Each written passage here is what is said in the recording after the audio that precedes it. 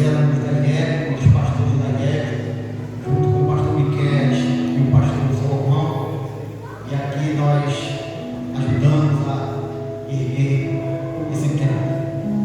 Eu agradeço a Deus por essa oportunidade de estar aqui neste 25º aniversário desta congregação. Para mim é uma honra estar com vocês. Acho que faz mais ou menos 6 a 7 anos que eu venho aqui. Eu fiquei assim, maravilhado com o que encontrei. Essa redondeza aqui é totalmente diferente. Há 6, 7 anos atrás, não tinha essa rua calçada, outras casas não tinham aqui. E estas almas têm avançado muito. Graças a Deus por isso.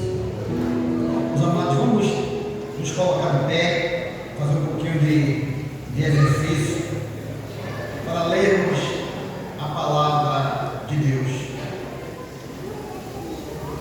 Em Mateus capítulo, Lucas, é o tema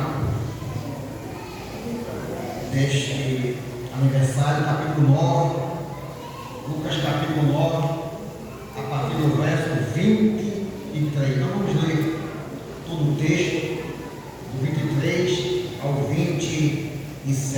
É o texto que nós vamos expor nesta aula.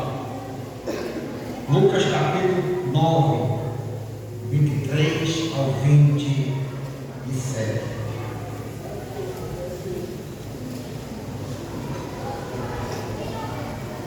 Diz a palavra de Deus: dizia a todos: se alguém quer vir após mim, a si mesmo se negue, dia a dia tome a sua cruz e siga-me. Pois quem quiser salvar a sua vida, perdê-la. Quem perder a vida por minha causa, esse a salvará. Que aproveita ao homem ganhar o mundo inteiro, se vier perder-se ou a causar dano a si mesmo.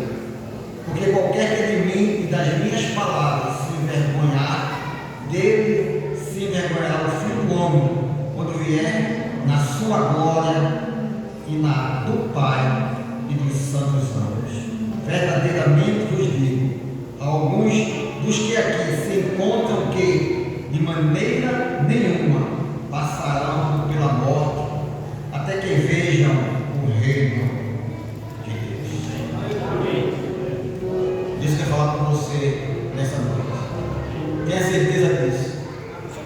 Se você ainda não tomou a sua decisão ao lado de Cristo, entregando o seu coração a Ele, essa noite Deus vai falar ao seu coração. Fique atento nas palavras do Senhor e vamos lá. Nosso Deus e nosso Pai, nós louvamos, Senhor, o Teu nome. Nós cremos na pessoa bendita do Teu Filho Jesus. E é por isso que estamos aqui, Senhor. Neste momento que estamos diante da Tua palavra, pedimos que o Teu Espírito fale com cada um que está aqui, Senhor. Principalmente, Senhor, com aqueles que ainda não tomaram a decisão lá de Cristo. Fala, Senhor Deus, poderosamente a esses corações. Em nome e por amor de Jesus. Amém. Amém. Vocês podem sentar.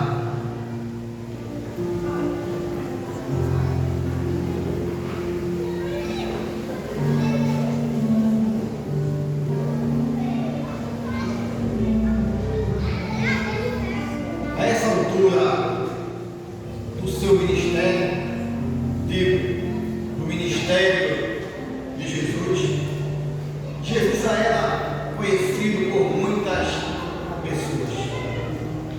Jesus havia realizado vários milagres, mas mesmo com todos os milagres realizados por Jesus, muitos ainda não sabiam quem era Jesus de fato.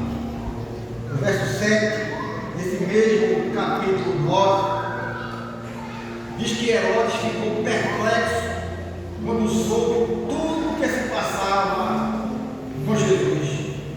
Porque alguns diziam: Jesus ressuscitou dos mortos, Elias apareceu. Outros diziam que ressuscitou um dos antigos profetas. Poucos sabiam quem era Jesus. Poucos tinham entendimento da pessoa de Jesus. Poucos sabiam quem era aquele que curava enfermos, expulsava demônios, ressuscitava mortos. Com todos esses feitos realizados, Jesus estava provando que era o Messias enviado por Deus. O povo, ele não tinha discernimento da pessoa de Jesus. Nesse mesmo capítulo, a partir do verso 9, do verso 18, capítulo 9, diz que Jesus estava orando quando os discípulos se aproximaram dele e perguntou: quem diz as multidões que eu sou? O povo estava vendo Jesus, mas não sabia quem era Jesus. Quem era a pessoa mais importante do mundo, o povo não sabia, embora estava vendo. E eles responderam, os discípulos: o povo pensa que o Senhor é João Batista, Elias, e ainda dizem que ressurgiu alguns profetas. Eles disseram que Jesus era um grande homem, mas não sabiam que Jesus era o Filho de Deus, que estava ali entre os homens. Se a pessoa não souber com certeza quem é Jesus, ela estará completamente perdida quanto à questão mais importante da vida. Jesus olhou para os seus discípulos e perguntou: vós, quem dizeis vós que eu sou? E Pedro fez uma declaração firme e precisa. Ele disse: tu és o Cristo, o Filho de Deus. Pedro está dizendo que Jesus era o Messias, o Filho de Deus que veio para salvar a humanidade. Durante todo o seu ministério, Jesus explicou o verdadeiro significado que implicava a sua morte e a sua ressurreição. Esta é a lição que muitos acham difícil de compreender. Meus amados, Jesus ele não tinha pompa. Jesus ele não tinha autoridades o seguindo. Jesus não tinha prestígio na sociedade. Ele era rejeitado pelos líderes religiosos e também pelos líderes políticos. Jesus não tinha onde reclinar a cabeça, mas mesmo assim Pedro disse: tu és o Cristo de Deus. Só podemos compreender quem é Jesus quando o Espírito de Deus abre os nossos olhos. É Deus quem nos leva a confessar que Jesus é o Messias, Filho de Deus, que veio salvar a humanidade. Depois dessa confissão de Pedro, Jesus passou a mostrar aos discípulos o que eles deveriam fazer para poder ganhar a sua vida. O verso 23 do texto que lemos diz: Jesus disse a todos: se alguém quiser vir após mim, negue a si mesmo, dia a dia tome a sua cruz e siga. Jesus não estava só falando aos 12 discípulos, mas ele estava falando a todos, inclusive a você hoje. Se ele está falando a você agora, nesse momento, essas palavras de Jesus têm uma grande importância, pois fala de vida e de morte. Por isso todos, não só os discípulos de Jesus, deveriam ouvir e devem ouvir agora. Quando Jesus disse: vim após mim, significa unir-se a Ele, como com o seu discípulo. Essa palavra era para renunciar a sua própria vida. Para muitos, levar a sua cruz é algo duro, pesado.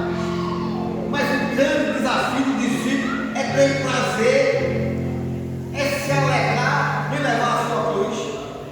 Meus amados, nesse processo de levar a cruz, muitas vezes dói, é doloroso, custa caro, é uma luta consigo mesmo. Mas nessa luta nós não estamos sozinhos. O Senhor que levou a sua cruz até o Calvário, até a morte, prometeu que estaria conosco.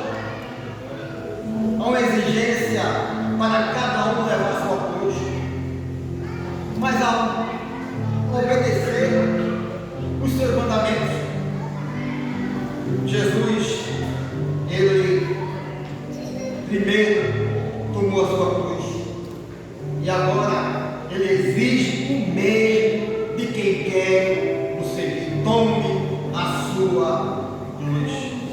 Seguir a Jesus significa confiar nele, caminhar com ele, obedecer. Jesus, ele quer seguidores, ele quer discípulos e não aqueles que o admirem somente. Aquele grupo de pessoas que estavam naquela ocasião, muitos, ou a maioria, eram admiradores de Jesus e não seguidores de Jesus. Jesus sabia que os seus seguidores estavam seguindo por causa dos milagres e do pão. Eles não queriam pagar o preço do discipulado e renunciar à sua própria vida. Percebam o que Jesus diz: quem quiser vir após mim. É um convite, mas um convite que exige compromisso, não um convite qualquer. Com sua soberania e pelo seu poder, Jesus poderia puxar aqueles homens todos para si, para ser seus seguidores. Ele podia fazer louvores para seguir, mas não é assim. É preciso tomar uma decisão e querer de coração seguir a Jesus. Jesus está fazendo um convite para você hoje. Preste atenção, preste muita atenção.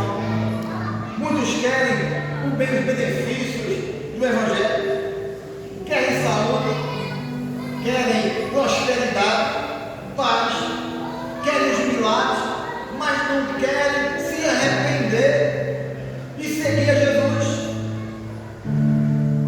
Seguir a Jesus é resistir à tentação de ter relações antes do casamento, de trair a esposa, de trair o marido. Seguir a Jesus é ser honesto no seu trabalho, é perdoar quando é ofendido. Seguir a Jesus é amar seus mandamentos, é amar sua igreja. Seguir a Jesus está em constante oração, é aprender da sua palavra. Seguir a Jesus é buscar santidade para a sua vida. Muitos admiram Jesus, mas não querem seguir os passos de Jesus. O chamado de Jesus é para uma renúncia radical. Não tem como seguir a Jesus sem tomar a sua cruz. E por sinal, a cruz é sinônimo de morte. A cruz é uma disposição de matar os deleites e os prazeres da vida, matar o eu. A cruz não é o desemprego,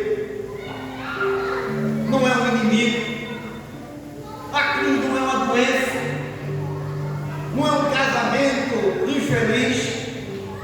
A cruz é a morte do eu.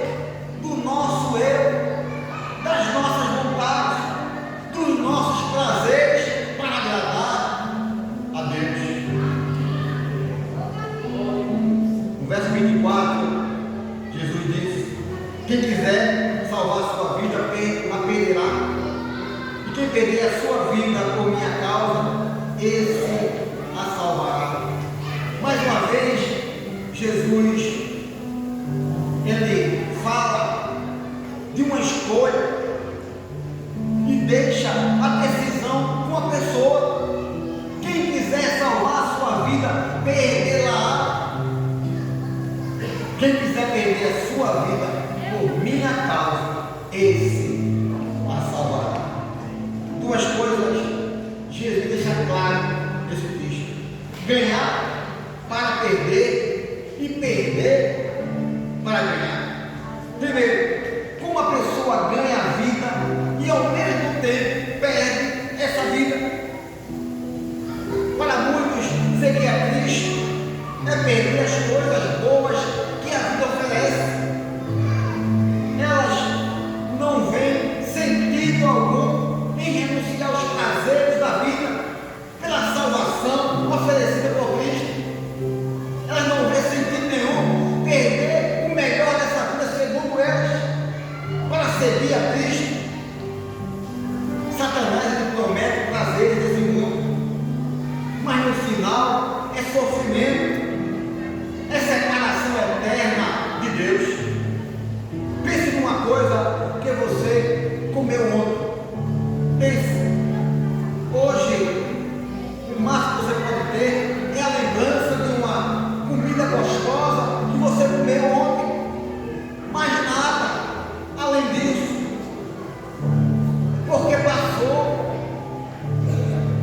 Você poderá até comer novamente, mas terá a mesma sensação toda vez que comer. Os prazeres desse mundo, eles passam muito rápido.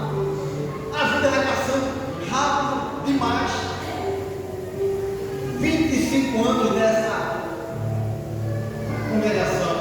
25. Parece que foi ontem. Como passou rápido. Já pensou você chegar até uma pessoa numa cama de hospital, essa pessoa à beira da morte, e você dizer para ela: olhe para as suas casas, olhe para os seus bens, olhe para a sua conta no banco, olhe para os prazeres que você teve na vida, olhe para tudo que você tem e usufruiu nessa vida. Aí vem a pergunta: tudo isso que a pessoa usufruiu e tem, terá consolo nesta hora? Terá esperança de vida? Terá o gozo espiritual de quem tem a vida eterna? Não irá trazer. Os prazeres levam a pessoa a ganhar a vida, mas perdê-la no final. Quando o homem não busca os prazeres da vida em Deus, este homem perde a vida. Numa outra maneira para obter a felicidade verdadeira fora de Cristo não há. Quando o homem não busca a salvação da sua alma em Cristo, ele perde a sua vida. Não existe outro meio de salvação que não seja através de Cristo Jesus. Lá em Atos capítulo 4, verso 12, o escritor, ele diz que não há salvação em outra pessoa e nenhum outro, porque debaixo do céu não há outro nome dado entre os homens pelo qual devamos ser salvos. Onde você busca ou tem buscado a realização dos seus prazeres? Na vida material ou na vida espiritual? No mundo ou em Cristo?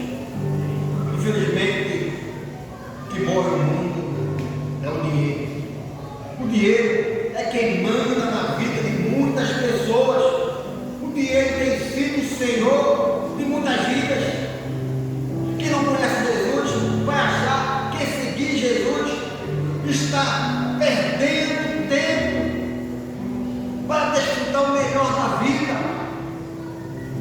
Cristo é um todo.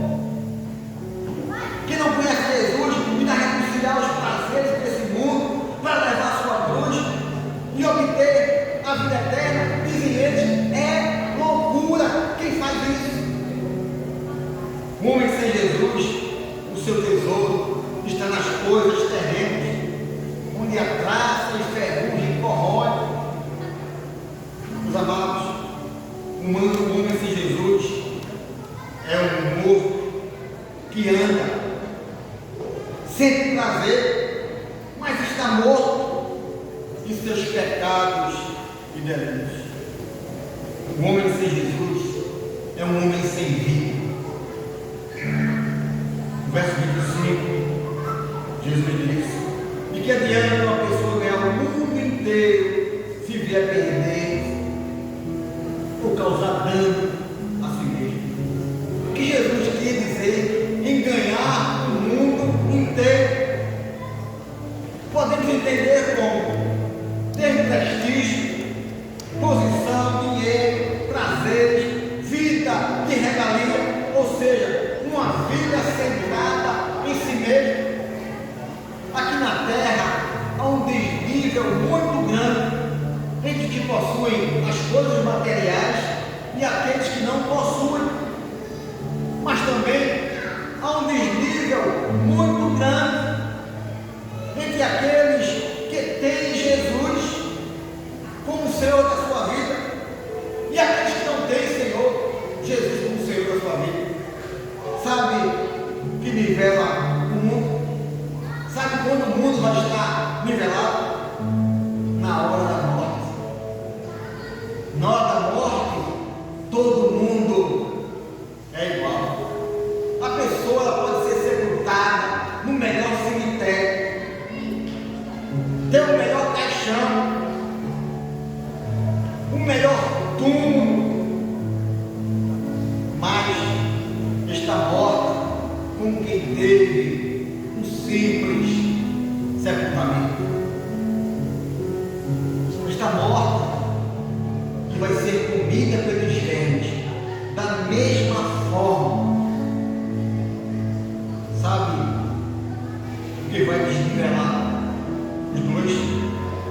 Sabe o que vai fazer toda a diferença? Jesus.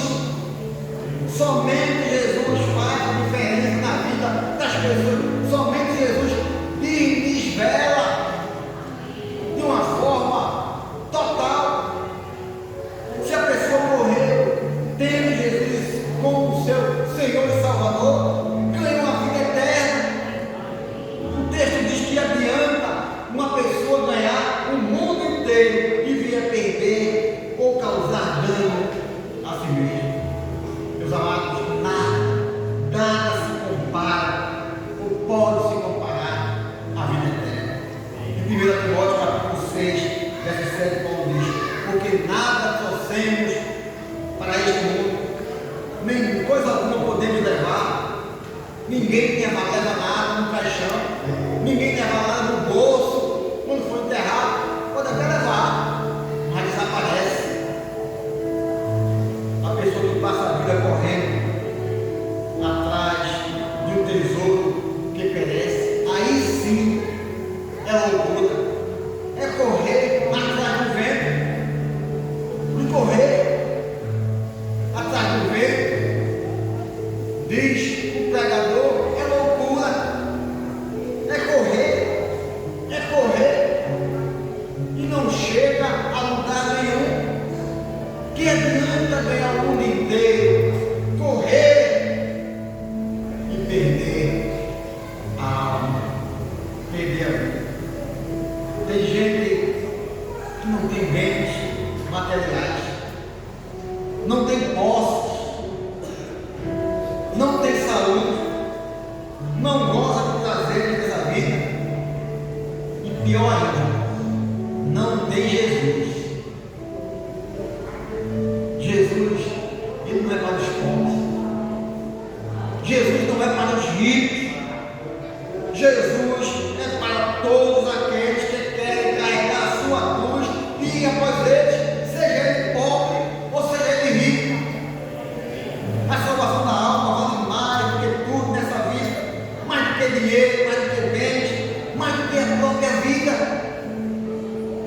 os bens dessa vida não podem acompanhar a pessoa.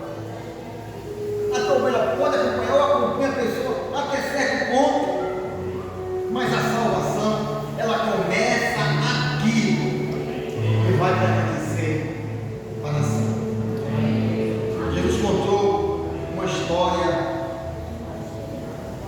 uma parábola da história do rico e Lázaro, que ilustra bem o que estamos vivendo. Está lá em Lucas capítulo 16, a partir do verso 19. Diz que havia um certo homem rico que se vestia de púrpura e de linho finíssimo, que se alegrava todos os dias com grande ostentação. E a história também diz que havia um mendigo chamado Lázaro, coberto de feridas, que ficava deitado à porta da casa do rico. Ele desejava, o mendigo, alimentar-se das migalhas que caíam da mesa do rico, e até os cães vinham lamber essas feridas, diz o texto. E aconteceu que o mendigo veio a morrer e foi levado pelos anjos para o seio de Abraão. Morreu também o rico e foi sepultado. Agora, no inferno, em tormentos, o rico levantou os olhos e viu Abraão e Lázaro junto dele. Então ele gritou, o rico gritou: Pai Abraão, tem misericórdia de mim, e manda aquele Lázaro molhe a ponta do dedo em água e refresque a minha língua, porque estou aqui atormentado deste fogo. Mas Abraão disse: Filho, lembra-te de que você recebeu os seus bens nessa vida, enquanto Lázaro só teve males. Agora, porém, ele está sendo consolado, enquanto você está em tormentos. E além disso, há um grande abismo entre vocês, entre nós que estamos aqui e vocês, de modo que os que querem passar aqui não podem passar para lá, mesmo que estão lá podem passar para aqui. Aí o rico disse a Abraão: Pai, eu te peço que mande Lázaro a minha casa paterna, porque tenho 5 irmãos, para que ele dê testemunho, a fim que não venham também para esse lugar de tormento. Abraão respondeu: Eles têm Moisés e os profetas, ouçam. Mas ele disse: Não, Pai, se alguém dos mortos for até lá, eles irão se arrepender. Abraão, porém, respondeu: Se não ouvem Moisés e os profetas, também não se deixarão convencer, nem mesmo se ressuscita alguém dos mortos. Meus amados, Jesus oferece uma cruz para carregar, mas com a cruz ele oferece a promessa da salvação, de uma coroa, de uma vida eterna. O texto diz que é impossível perder a alma e recuperá-la. O rico estava sofrendo e não teve alívio algum. O rico estava no inferno, não teve como sair de lá. Bens, a pessoa pode recuperar. Perdeu um bem hoje, trabalha e recupera. Perdeu dinheiro hoje, trabalha e recupera. Tudo nessa vida podemos recuperar. Saúde, podemos recuperar, mas depois da perdida da alma, que se perde a alma, não há mais como recuperá-la, não tem mais saída. Enquanto aqui, neste mundo, só há uma pessoa que pode recuperar a alma. Enquanto estiver aqui, é Jesus. Sabe através de quê? De arrependimento dos pecados,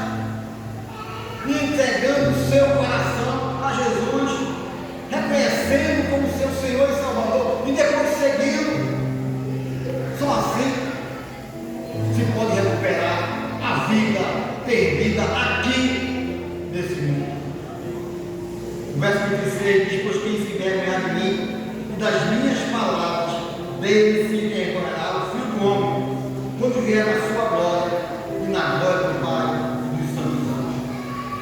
Sabe o que é se envergonhar de Jesus? É rejeitar. É não querer que ninguém saiba que você é discípulo dele. Talvez por achar que o outro vai zombar. Se envergonhar de Cristo é não querer que ninguém saiba que você ama o Evangelho, ama Jesus e segue os seus mandamentos. Tem gente que não entrega a vida a Jesus com receio do que os outros vão dizer, com vergonha de dizer que agora é crente. Tem gente que não vem à frente entregar a sua vida porque tem vergonha. Jesus responde: qual resultado para quem se envergonha dele? Ele disse: e dele se envergonhará o Filho do Homem quando vier na glória e na glória do Pai e dos santos. Jesus disse: siga. O chamado de Jesus para você é a vida eterna. Siga-me, porque você me seguindo terá a vida eterna. Eu não sei se você entendeu essa palavra, mas a palavra é uma palavra para seguir a Jesus. E você que está aqui, que nunca fez uma decisão ao lado de Jesus, nunca fez uma decisão ao lado de Jesus, entendeu essa palavra? Que precisa, enquanto estiver aqui, tomar uma decisão ao lado de Jesus, abrir o seu coração e dizer que quer seguir Jesus a partir de hoje. Se você entendeu essa palavra, diga a você mesmo o seu coração para Deus. Diga assim: Senhor, eu me arrependo dos meus pecados. Eu me arrependo dos meus pecados. Eu peço perdão pelos pecados que cometi. E eu abro o meu coração para o Senhor.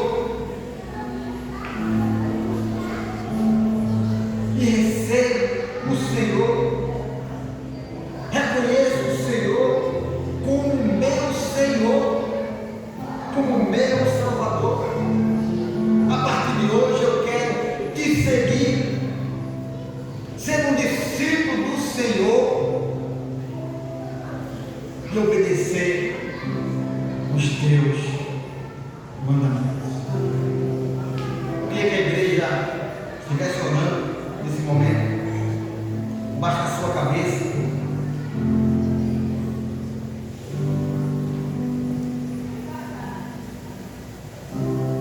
Que é uma hora de batalha. É uma hora de batalha. Nós precisamos estar orando. Então, se você fez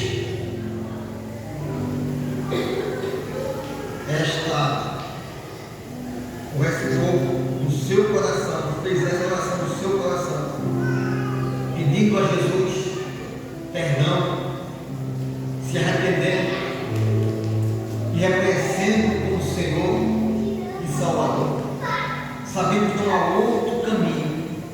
Se você fez isso nessa noite, você quer a partir de hoje seguir a Jesus, aonde você está aí no seu lugar, você pode fazer um sinal para que possamos orar por você. Se você entende que deve seguir a partir de hoje Jesus, faça um sinal, levante onde sua mão e diz assim: eu quero a partir de hoje seguir Jesus, ser um crente. Tem alguém aqui nessa noite? Tem alguém aqui nessa noite que gostaria de fazer a sua decisão ao lado de Cristo? Se não fez ainda,